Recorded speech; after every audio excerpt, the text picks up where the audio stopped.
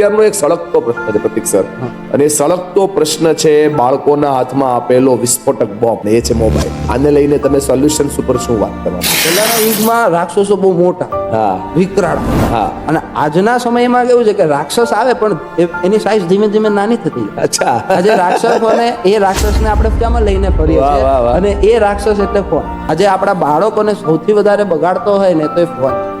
આજે બાળકમાં તમે જો ધીરજ નામની કોઈ વસ્તુ નથી, ઇમેજિનેશન પાવર નથી. આમ હું જ્યારે વાંચતો તો મને બધી વસ્તુ દેખાતી ઇમેજ થતી, વિઝ્યુઅલાઇઝ થતી. આજના બાળકનું વિઝ્યુઅલાઇઝેશનનું કોઈ છે જ નહીં, કોઈને જ નથી વિઝ્યુઅલાઇઝેશન થતું. એની પાછળનું મેઇન કારણ હોય ને તો એ ફોન છે. હવે આપણે પેરેન્ટ્સને કહીએ ને તો પેરેન્ટ્સ એમ કે સાહેબ અડધો કલાક વાપરે. અડધો કલાકમાં શું થશે સાહેબ? પેલું જે રે કારે આવે ને આ ધીમે ધીમે થાય. એટલે બાળક પર આ લોંગ ટાઈમ પર અસર કરશે. આજે જો 15 સેકન્ડની બધાને આદત થઈ ગઈ.